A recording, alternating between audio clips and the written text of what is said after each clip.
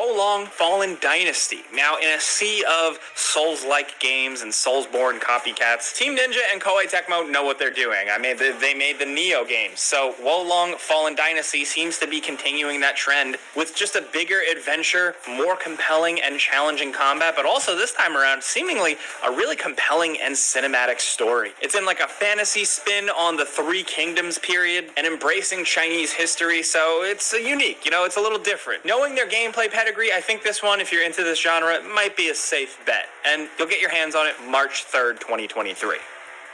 Next, over at number 7, we have Company of Heroes 3. Now, although this is apparently getting a console release, Company of Heroes is definitely a PC gamer's game, and essentially with this one, and I'm using the developers' words themselves, they're just going bigger and better. This time around, it's in the Mediterranean theater, and you have way more options with your units, the flexibility of what they can do, and the destruction vehicles can cause. There's going to be a co-op skirmish mode, competitive multiplayer, and seemingly some pretty large-scale battles. If you like action, tactics, and World War II history, the Company of Hero games are pretty engaging. The average normie might see these things and think they're boring, but I can assure you they are not. They're pretty intense. You'll get pretty sweaty. I mean, it's from the developers Relic. They know what they're doing, and this releases February 23rd.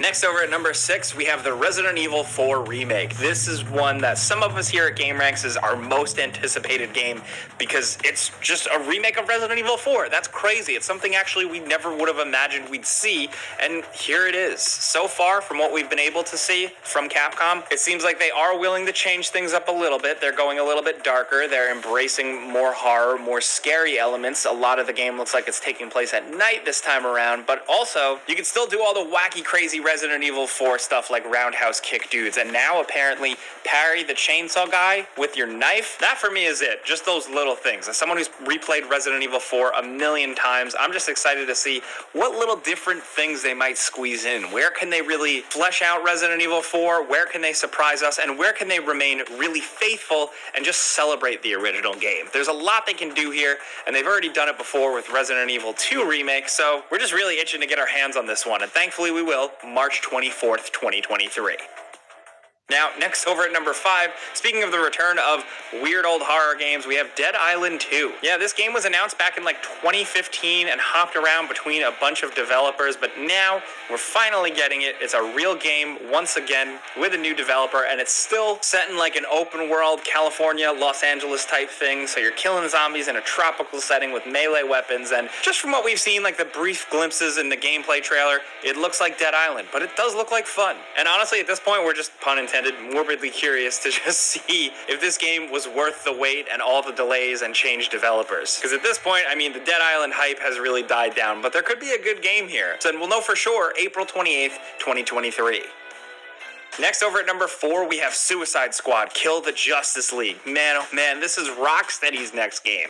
The people behind the mainline Batman Arkham games. And this does take place in the Batman Arkham universe after Arkham Knight, where you seemingly play as the Suicide Squad tasked with taking down the Justice League because they've become corrupted. They've been turned evil. Comic book fans can really infer a lot from that, and we're just really excited to see Rocksteady's take on the Justice League. Superman, The Flash, Wonder Woman, and of course, Batman has been teased as making a return with Kevin Conroy once again voicing the character one last time. But we're just really curious to see how this game plays. They've been working on it for so long. We've gotten glimpses of gameplay, but I still have a lot of questions as to the flow and what you're generally doing. Still, we love Rocksteady's take on DC Universe stuff, so we're really in for that. Hopefully we learn more soon, but as of right now, we know the game is slated for May 26th, 2023. Hey, now next down to number 3, we have Star Wars Jedi Survivor. Respawn really killed it with Star Wars Jedi Fallen Order. In our humble opinion, they did a really good job with a Metroidvania-style game and just a cool Star Wars game with satisfying combat and some neat little additions to the lore that didn't like overdo it or come off weird. It fit just right. It felt like a good old-fashioned Star Wars game.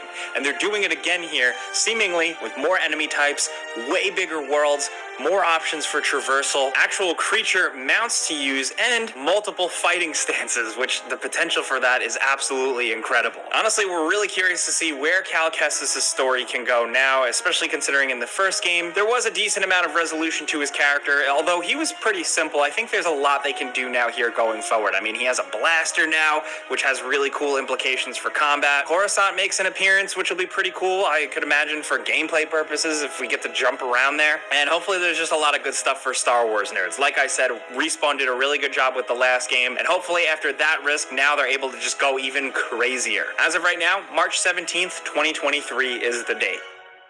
Now down to number 2, Final Fantasy 16. Man, this one looks big. This is a big old crazy cinematic action-packed Final Fantasy JRPG with more action-focused combat and seemingly a bit of a mature edge. I mean, like in the story trailers and stuff, we saw blood and just mature story themes. But thankfully, along with that, we get the traditional Final Fantasy stuff. Awesome monster summons, tons of drama, a deep story, and some incredible, I'd say downright god-tier music. At this point, with mainline Final Fantasy games, I just play them. I don't really need to know too much about them. I just love to jump into them and see what's up. And this looks like a nice, refreshing spin from 15, and I just really hope they nail the combat here. Final Fantasy 16 is releasing June 22nd.